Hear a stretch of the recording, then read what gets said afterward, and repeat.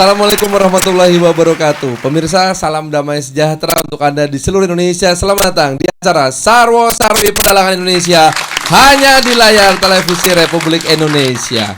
Kidalang, selamat malam. Cie, piye kabare? Saya Mas. Saya. Saya ini opo buktikan.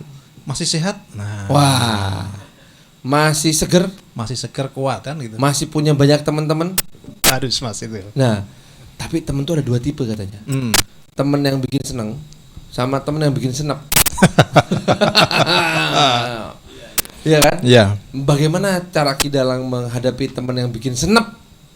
Kita harus di treat equally. Ya, bagaimana merubah senep jadi seneng kan begitu. Nah, begitu. Ada caranya itu ya? Ada dong.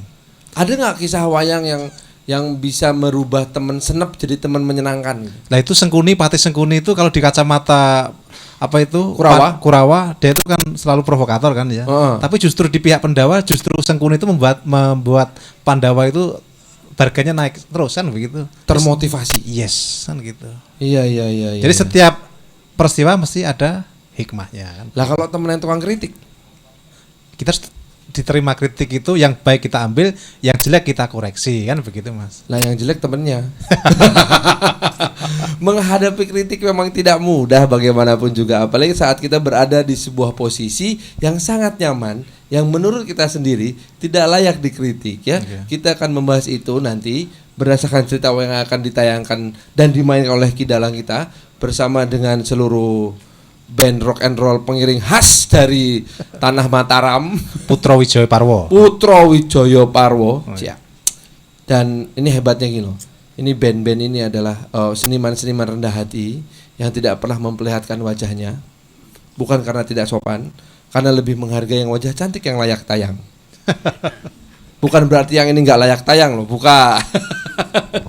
Dan saya sekarang bersama dengan 3 orang tamu istimewa saya. Ada Mas Riyadi, sahabat lama. Apa kabar Mas? Baik Mas. Cerita yang paling menarik apa ya untuk Anda ya? Untuk saya itu Mahabharata perang pertama. Bhisma melawan Seta. Bhisma ya. Emang Bhisma itu tokoh favorit saya, makanya anak saya yang kedua saya kasih nama Bhisma. Tapi dia nggak menikah Mas. Apa? Dia nggak menikah. Karena setia pada satu cinta. Cie, ya kan? Dikayakannya nikah loh akhirnya, ya kan? Yang kedua ada sahabat kita, Ketua Komisi 8 DPR RI, yang sangat saya hormati karena dia bersedia mewakili saya. Saya kan rakyat biasa, iki wakil rakyat loh Mas. Ada Mas Abdul Kardiman, selamat datang. Apa kabar? Alhamdulillah. Beliau saking cintanya sama wayang, bajunya bercorak wayang. Oh iya. Arjuna. Saya sendiri gak sadar. Nggak, aduh. Politisi paling pinter ya. Dan yang berikutnya ada Profesor Azumardi Azra. Apa kabar Pak? Alhamdulillah Mas Farhan. Sehat? Alhamdulillah sehat. Saya beberapa minggu ini mengikuti terus sepak terjang Bapak. Karena beliau ini pengamat Timur Tengah yang lugas. Tentu akan lebih seru lagi apabila kita langsung menuju ke intinya, karena sekarang kita akan menyaksikan bagaimana kisah Parikesit. Wah, ini Prabu Parikesit ini salah satu turunan Pandawa. Mampukah dia membawa nilai-nilai suci yang dipertahankan oleh Pandawa ini bersama Kidalang kita, Kidalang Rohmat. Monggo. Sebelumnya saya ceritain dulu ini koalisi lintas resi kan ya. Jadi apa itu temanya koalisi lintas resi mengenai Parikesit tadi, bagaimana menghandle kritik-kritik yang membangun dan yang tidak membangun. Nah, yang bikin senang dan bikin senang. Yes, ya. Kita langsung saksikan kisah Parikesit bersama 4 resinya bersama dengan Kidalang Rohmat.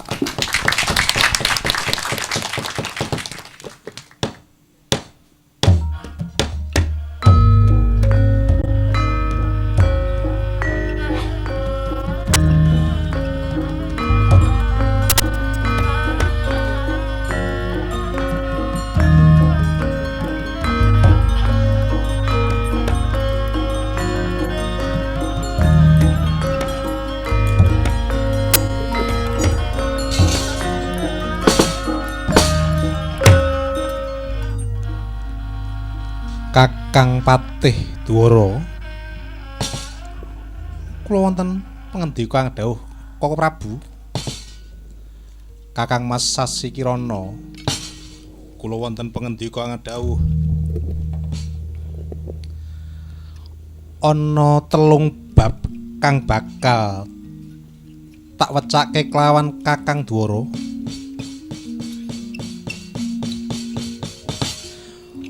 Bab sepisan aku krungu tembang rawat-rawat yen to praja Ngastina kene bakal ana mungsuh trubusane Prabu Niwata Kawaca saka Himantaka. Raja yaksa kang sinebut Nila Kawaca. Mula kang saka iku Kakang Patih Dwara kula wonten pangendika dawuh. Jengandika sampun ajih kangelan.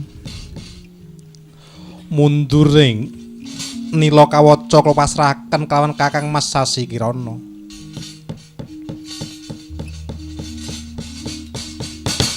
Dene ancaman ingkang nomer kalih inggih menika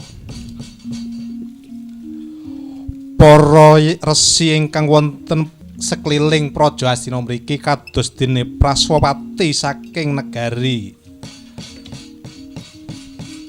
muka bumi dalah Prabu Surya Kesti saking Giling Wesi nadyan kalih Nalendra wau seberangan kalian praja Astina nanging boten nyarujuki dumateng kebijaksanaan wonten negari Astina mriki.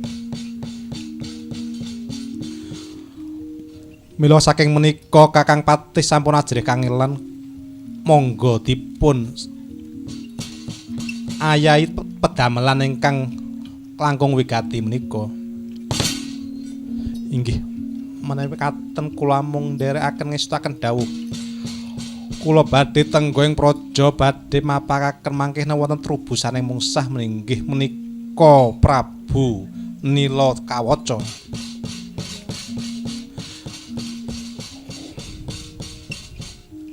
Monggo Kakang suwang-suwang kula badhe jumujuk tengahing wana ngupadi para resi ingkang boten sarujuk kaliyan kebijaksanaan praja Astina mriki.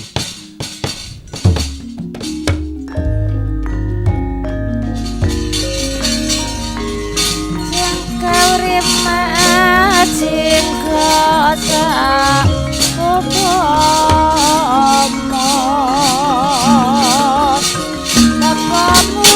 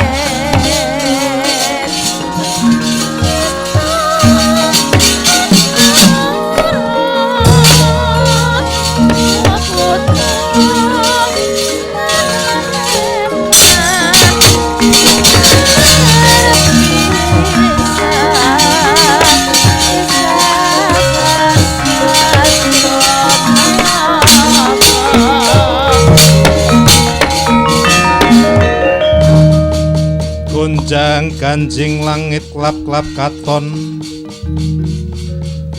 lir kenjanging risang mawe gandrung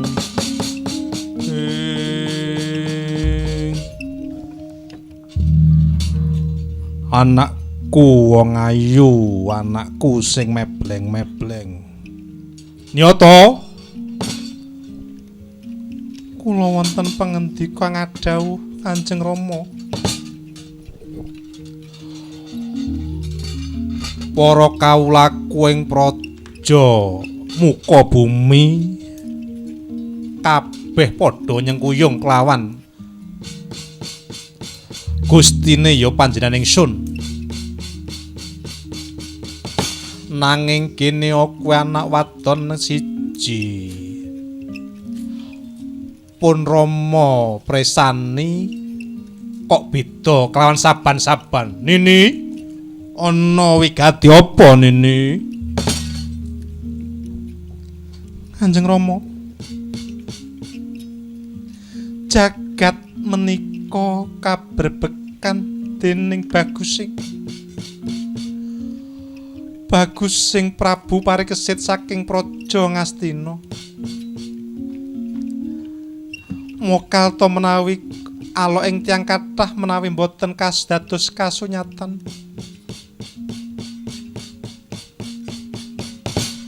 mila kong saking menika Kanjeng Rama piye wong ayu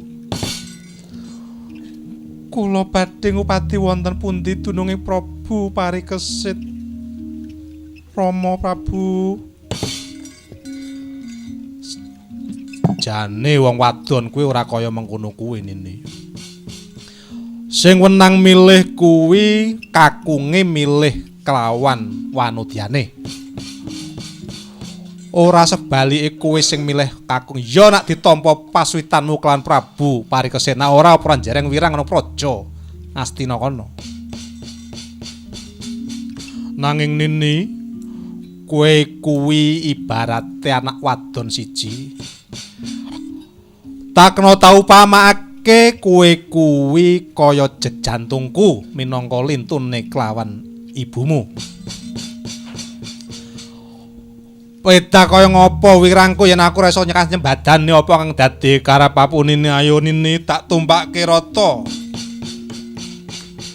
Ayo digoleki Prabu Parikesit karo nglelo-nglelo kencana.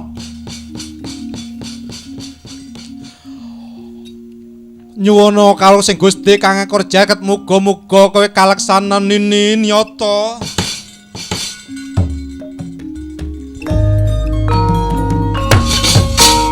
Om Simanyura wancine andung kajagat rahina seneskara kasih pagelaran kabecik katite kang Allah setara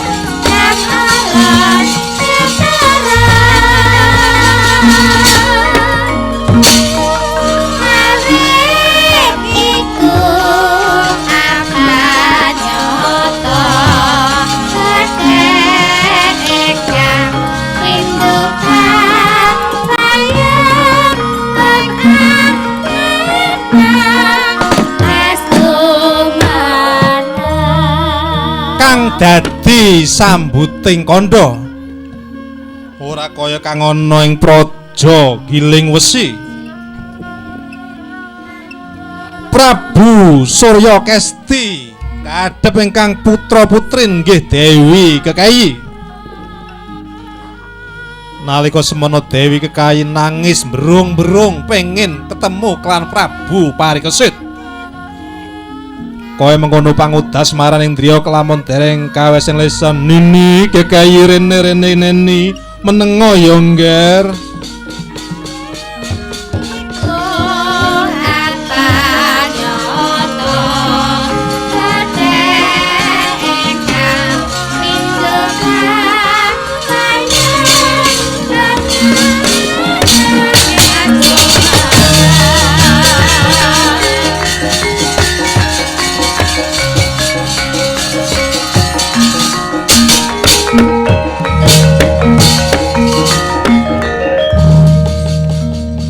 Gonjang ganjing langit klap-klap katon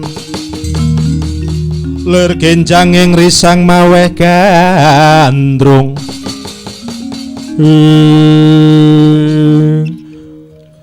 Nini Surya Kesti kula wonten pangendika ngadhawuh Rama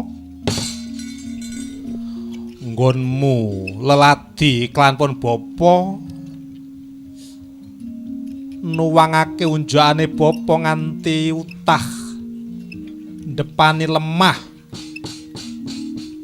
Nini apa kang dadi gegandhut ing atimu ya ngger aja sedih kaya mengkono. Inggih Kanjeng Rama, jagat ing giling wesi mriki sarwa peteng. Buktine peteng. Nalika semanten kula nembe nganakaken sesaji wonten pamelengan. Kula ngobong dupa latune mangambar-ambar, genine mangambar-ambar. Inggih Rama. Latu belah wonten Nalendra muda wonten mriku.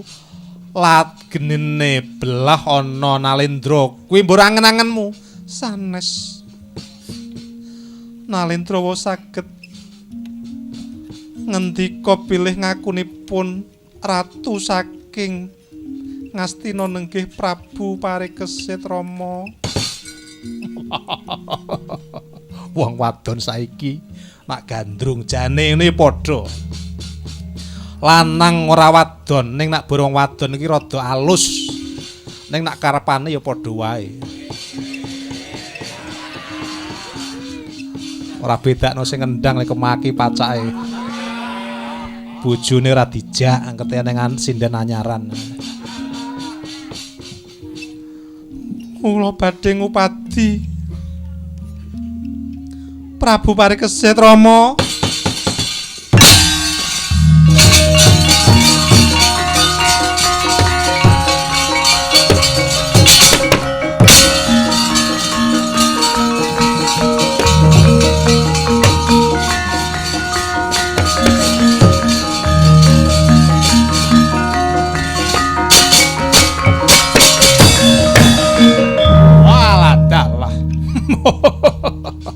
Wong wadon saiki ke umur 16 tahun wis bebek kok.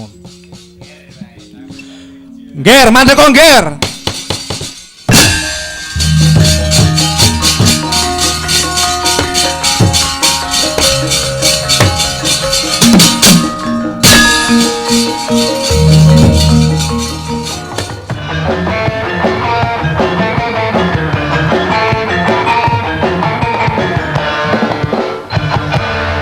Banyak aktivitas? No problem. Harum Sari Dio Lotion. BB No Way, PD Everyday. Pakai Harum Sari, oh wangi. Pakai Harum Sari. Harum Sari Dio Lotion. Cewek percaya diri, cowok lupa diri. Dari air mancur.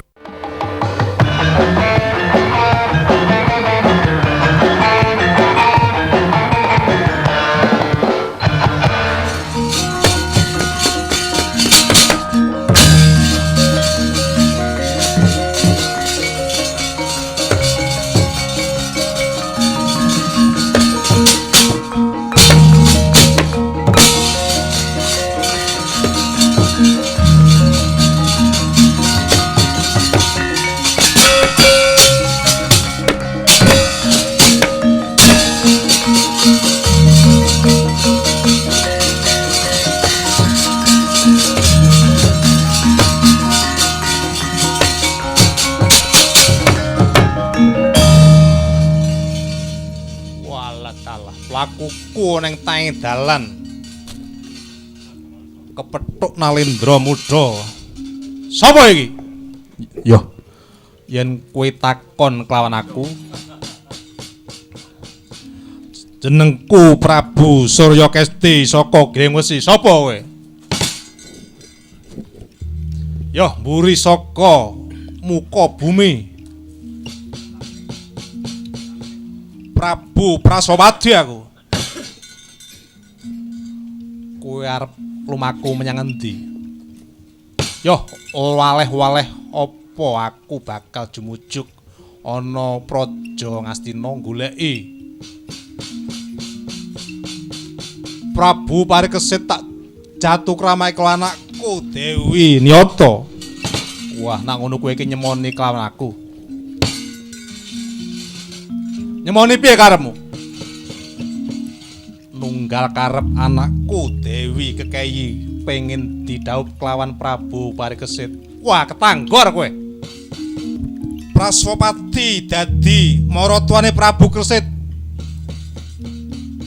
Ayo Surya Keti uga dadi maratuane Parikesit. Oh, kandang kadang dewa dadi apa kowe?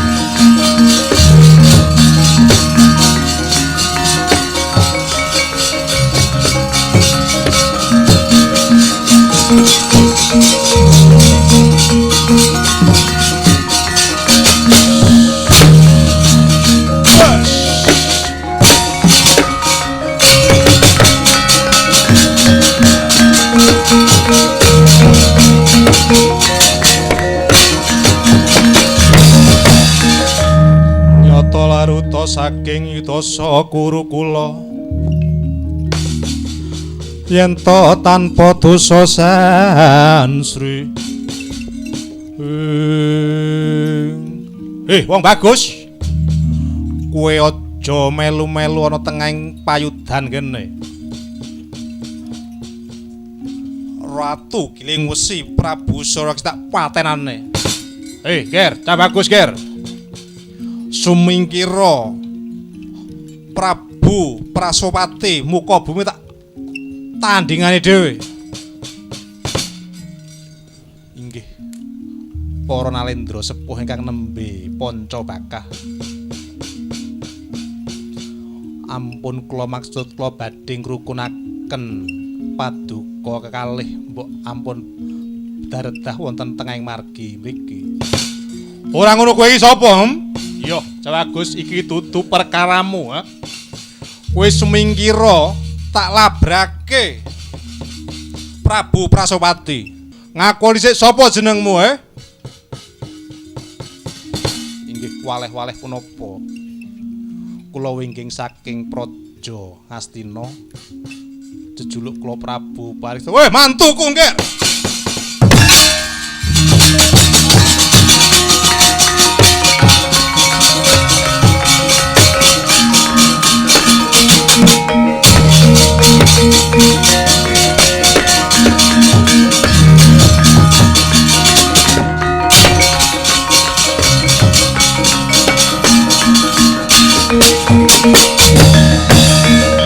anak mantungger. Nggih waleh-waleh punapa ketebih saking giling wesi. Ngupadi paduka amargi putri kula Dewi Kai pengen dipun dhaup dhateng Prabu Parikesit. Kula aturi nambe sinuwun. Oh, semanten ugi kula tebih saking muka bumi kula badhe nyuwitaken Dewi nggih anak kula Dewi Nyata. Kula aturi nambe sinuwun. Inggih.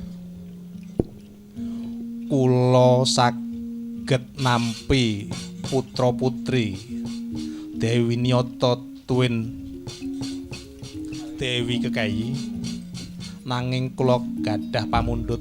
Menapa pamundhut sampean? Menawi para nalendra inggih Prabu Surya Kesti kelan Prabu Prasopati saged manunggal cipta karya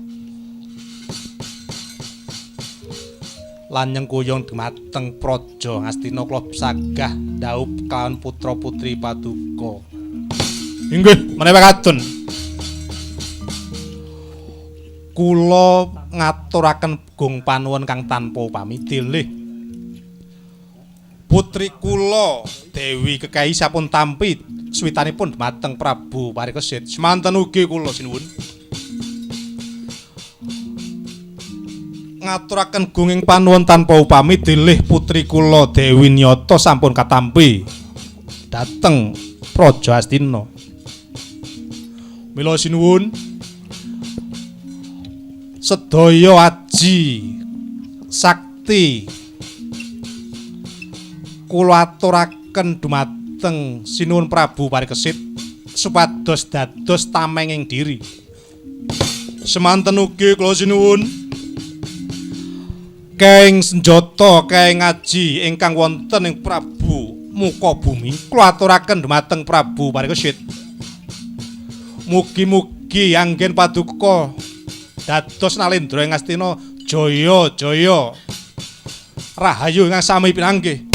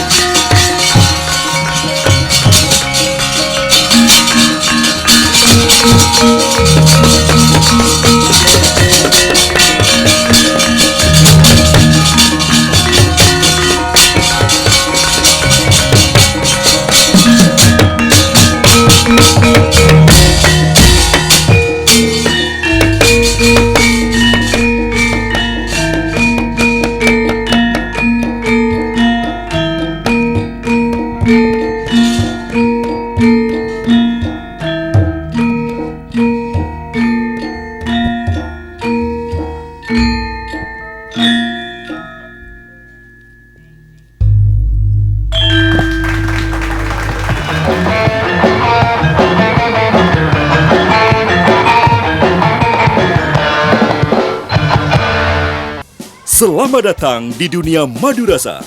Rasa madunya yang lezat membuat harimu ceria. Jadikan madu rasa bagian dari keseharianmu. Madu rasa, madu keluarga sehat. Madu rasa dari air mancur.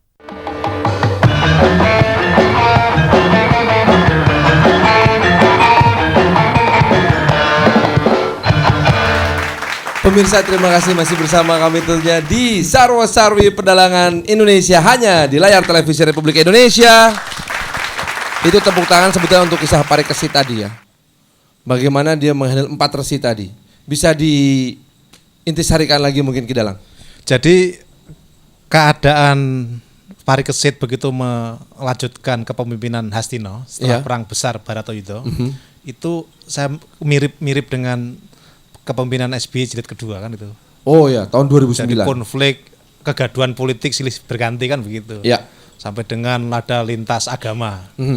Di Parikesit juga ada namanya lintas resi. Oh. Nah, lintas resi kan begitu. Ada 4 resi itu. Ada yang saya tuliskan ada 4 saja, tapi sebetulnya ada 7 ada 9. Nah, tapi kalau disebutkan semua nggak selesai ceritanya kan begitu. Jadi begitu Parikesit begitu menerima tahta yang 80% mandat dari warga. 80%? 80% dia, 81,2 malah itu. Wow, hebat itu. Jadi suara lembaga surveinya siapa, saya mau hire juga boleh itu. Ada Hastino Research Development. Jadi 8% mayoritas sudah memilih Pari Kesit menjadi raja di Hastina. Ya. Nah, dia tanpa pengalaman, tanpa ini, tapi dia mau mendengarkan orang lain. Jadi begitu dia baru satu periode menaik jadi tahta, dihantam oleh isu mau di tear down. Tear down apa bahasa ini Indonesia, dijatuhkan kan, digulingkan dengan anaknya Niwoto Kawoco. Karena dulu bapaknya dibunuh oleh kakeknya. Iya. Anaknya Nilo Kawoco. Nah, mengenai kedaulatan rakyat, Hastina tegas di Perkusit. Patih Dwara habisin dia kan itu. Sebelum masuk ke wilayah Hastina kan begitu. Iya. Nah, sekarang karena insurgensi itu ya, pemberontakan. Tegas. Kan FPI juga mau waktu itu menggulingkan waktu itu kan mau di tear down juga waktu itu kan, tegas. Yang kedua, resi-resi itu dia identifikasi si siapa yang mengkritik itu. Pari Kesit diidentifikasi karena dia tahu persis para resi ini kalau nggak dihadapi dengan proporsional, dia itu bisa merubah image kan, dia yang punya middle class, yang punya suara kan gitu. Ya. Maka satu persatu didatangin. Oh, didatangin. Nggak dipanggil. Itu dia. Ya, jadi dari soal kan didatangin satu persatu. Akhirnya semua resi yang berseberangan menjadi sekutunya Hastina dan menjadi koalisi yang kuat. Nah, maka disebut koalisi lintas resi. Kuncinya satu, Pari Kesit buka baju keprabonnya, datangi satu persatu informal sambil minum teh. Pulang dia bawa dukungan politik dan dikasih sangu apa? Anaknya perempuan yang cantik jadi istrinya Pari Kesit. Oh, gitu. Tapi bukan artinya raja-raja itu tukang kawin, bukan. Itu hanya suatu perlambang bahwa suatu kenikmatan itu digambarkan kalau nggak dapat wahyu ya wong ayu kan. Karena zaman dulu cuma begitu. Ya, gitu. Mas. Iya. Kalau sekarang udah lain bentuknya. Antara wahyu dan wong ayu ya. Tapi itu bukan titik tolak diskusi kita. Diskusi kita akan bertitik tolak dari ketika menghadapi kritik. Mari kita mulai dari sang pelaku media dulu nih, ya. Mas Riyadi memberikan kritik kepada pimpinan negara, tentu mengandung resiko, ya kan? Karena nanti akan timbul pertanyaan, apakah sang media ini berpihak kepada siapa nih, pimpinan negara atau lawannya? Itu kan bisa terjadi. Nah, bagaimana Anda melakukan kritik itu sendiri? Kalau kita ya di media itu sebetulnya beroperasinya orientasinya publik. Kalau itu untuk interestnya publik, apakah itu kepala negara, apakah itu kepala partai, apakah itu Pak Dalang, kita treat sama sebetulnya, mestinya ya. Oke. Tapi kan media itu juga tergantung siapa yang punya. Tapi kalau media yang independen kayak Jakarta Post, Kompas, Tempo, ya itu pasti orientasinya publik. Yeah. Cuma masalahnya kita kadang-kadang mengukur. Kalau dulu zaman Soeharto kita tahu, kalau kita kritiknya kepala negara keras, wah hidup kita nggak ada. Tahu ukurannya. Ukuran mati. Kalau sekarang kan enggak. Kan ada dua yang nelfon. Betul. Sekarang enggak lagi. Kita kritik presiden, undang-undang yang pencemaran presiden udah pasal-pasal udah nggak ada. Jadi basically kita bebas. Tapi ukurannya buat kita tadi publik itu aja. Tapi kadang-kadang kita tahulah Bapak Presiden kita itu kadang-kadang agak tipis, ya kan? Pasti. Jadi ya kita sih ukurannya yang penting untuk publik itu aja. Kalau gitu saya ingin beralih kepada Bang Abdul Qadir Karding ya. Tadi saya salah sebut, maafkan saya. Kalau bicara soal pemimpin yang makin lama makin tinggi posisinya, itu biasanya gini, seperti kata Mas Riyadi tadi, saya lengkapin aja. Makin tinggi, telinga makin tipis, buffernya makin tebal. Ya kan? Buffernya makin tebal. Jadi ketika ada sesuatu kritik, maka yang gonggong duluan nih buffernya malah. Wow, ribut gitu. Ya. Nah, tapi pada saat bersamaan, kritik ini kan mesti di manage dong. Mesti di manage kan. Nah, Anda di parlemen sekaligus juga sebagai anggota dari partai yang berkoalisi dengan pemerintah. Nah, bagaimana menyikapi kritik ini? Ya, kalau kami pribadi ya, dan tentu teman-teman, kritik ini kan sebenarnya sesuatu yang positif. Pasti. Artinya kalau kita siap dengan demokrasi, kalau sudah memproklamirkan diri sebagai demokrat, ya. Bukan partai Demokrat ya. Ya. Demokrat, itu artinya kita harus siap menerima segala macam masukan. Terlepas posisi kita di mana. Nah, oleh karena itu, tetapi bahwa kita juga perlu melihat mana kritik yang memang konstruktif bagi pengembangan negara atau yang kita pimpin, mana yang tidak. Tetapi cara menyikapinya juga tidak perlu terlalu berlebihan. Saya kira kita proporsional saja. Disitulah letak wise kenegarawanan seorang pemimpin. Kebajikan seorang pemimpin. Jadi saya kira ini terletak dari gaya dan kebiasaan saja. Kalau kita yang sudah lama memang misalnya digerakkan ya di masyarakat, dikritik kayak apa silakan. Saya waktu dialog soal Ahmadiyah di PB Muhammadiyah, saya itu dianggap sudah akhlaknya kafir macam-macam itu kan. Ya biasa aja, itu pendapatnya dia kan. Ya. Kita anggap saja itu pendapat dia, kita juga punya pendapat sendiri. Bahwa nanti itu kita terima, jangan-jangan dalam omongan kita ada yang kurang dan ada yang perlu diperbaiki, ya nanti kita introspeksi lagi. Anda berlatar belakang dari PKB yang sangat dekat dengan ulama.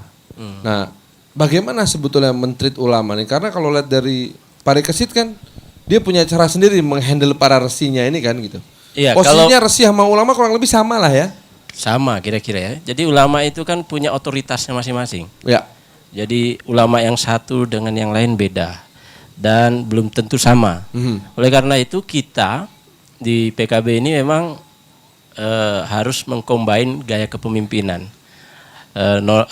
kepemimpinan formal dan informal. Jadi selain kita menjalankan kepemimpinan ala formal, aturan main dijalankan, tetapi juga ada yang disebut kita pendekatan kultural. Makanya lebih banyak kita sowan pada kiai-kiai. Walaupun Anda dalam posisi kedudukan formal yang sangat tinggi gitu. Iya. Misalnya begini, saya sih sudah agak tinggi juga, lumayan kan, ketua komisi 8, ketua partai ya kan. Tetapi kita kalau hari Sabtu Minggu itu ke daerah ya sowan-sowan ke kiai-kiai menjelaskan berkenapa kebijakan ini diambil, kenapa kita mengambil sikap seperti ini. Justru itu lebih efektif. Lebih efektif daripada kita mengumumkan di koran, mengiklankan di koran. Resistensi itu lebih tinggi. Apalagi di kita ada pengajian ya, ada forum-forum, banyak forum lah kira-kira. Ketika menanggalkan jubah formalitas ini, kan ada resiko. Kalau sampai terjadi sebuah kesepakatan, saya nih katakanlah saya adalah orang yang pengkritik didatangi, buka sama-sama jubah formalnya, kita punya sebuah kesepakatan, boleh nggak saya ragu bahwa kesepakatannya kesepakatan informal nih, belum tentu implikasi formalnya bisa terjadi. Saya melihat di Indonesia itu kalau pendekatannya kultural, nggak akan seperti itu.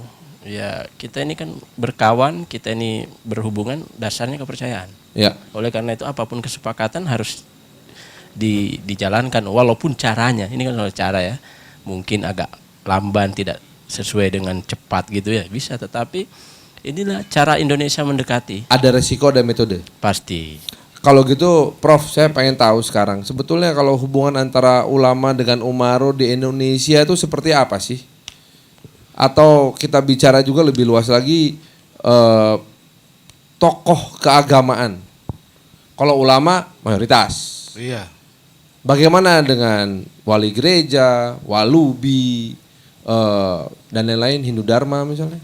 Ya kalau resi-resi ya, yang sekarang disebut mungkin ulama, pendeta, pastor, pedande dan sebagainya itu saya kira memiliki otoritas yang mungkin tidak dimiliki oleh pejabat formal ya, pejabat formal, karena otoritas mereka ini sedikit banyak diwarnai ataupun didasari pada otoritas ketuhanan, ilahiyah, bersifat ilahiyah. Iya.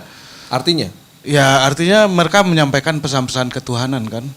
Pesan-pesan ketuhanan itu yang kalau dihadapkan kepada kekuasaan, ya itu bisa bernada kritik atau bahkan mungkin sangat keras gitu. Bernada kritik yang sangat keras yang mungkin nggak enak didengar gitu. Nah oleh karena itu saya kira sikap yang paling bijak dari pemimpin formal ya mendengarkan aja baik-baik gitu, tidak usah tidak usah marah, kemudian gusar, kemudian gebrak meja, bersikap konfrontatif. Saya kira nggak usah, karena apalagi kalau kita lihat kan resi-resi ini kan tidak punya pretensi ke politik sesungguhnya. Ya. Karena apa? Karena di Indonesia kalau dia punya pretensi politik, dia harus masuk ke partai politik. Ya. Ya kan? Itulah sebabnya diciptakan mekanisme itu. Iya, jadi oleh karena itu naif juga kalau kita bilang resi-resi ini memiliki ingin berkuasa dan lain sebagainya. Memang ada juga di antara mereka itu yang mungkin pernah terlibat di dalam politik, tapi di dalam sistem politik sekarang ini, ya mereka harus masuk ke partai politik. Bisa juga kalau mereka ingin jadi presiden, ini Mas Karding kan tahu sendiri undang-undang Pilpresnya kan belum berubah, artinya calon independen belum boleh gitu. Jadi kalau ada resi-resi itu mau maju sebagai capres dan cawapres, ya dia harus lewat partainya Mas Karding sistem nih, dan mekanisme yang ada. Iya. Nah, belum diubah itu undang-undangnya. Namun ada perubahan yang sangat menarik Ki Dalang dan juga para narasumber serta pemirsa. 15 tahun yang lalu yang terjadi adalah ulama dan para resi beradaptasi kepada kekuasaan. Sekarang Pak Prof mengatakan bahwa justru penguasa yang mesti beradaptasi dengan para resi ini. Nah, mengapa perubahan itu terjadi dan apakah memang sudah kompatibelkah para pemimpin kita menghadapi perubahan ini? Kita akan bahas sesaat lagi ya. Agak serius dikit tapi insya Allah mencerahkan. Kita hibur nanti dengan suara para sinden ini. Aku jadi genit sendiri nih. Tentu saja masih di Sarwo Sarwi Pedalangan hanya di layar televisi Republik Indonesia. Jangan kemana-mana.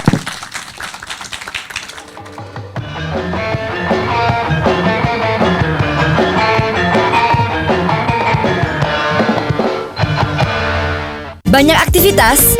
No problem. Harum Sari Duo Lotion. BB No Way, PD Everyday. Pakai Harum Sari, oh wangi. Pakai Harum Sari.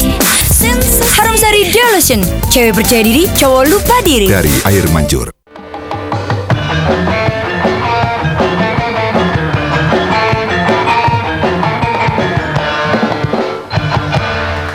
Nah pemirsa, kita masih di Sarwo Sarwi Pedalangan Indonesia hanya di layar televisi Republik Indonesia. Baik, kalau melihat hubungan antara pemimpin dan para resi di Indonesia ini sangat unik. Ada masanya di mana para resi beradaptasi kepada para pemimpin, ada masanya sang resi menjadi pemimpin, dan sekarang masa para pemimpin yang beradaptasi pada para resi. Ini kan perubahan yang sangat menarik ya, Profesor Azum.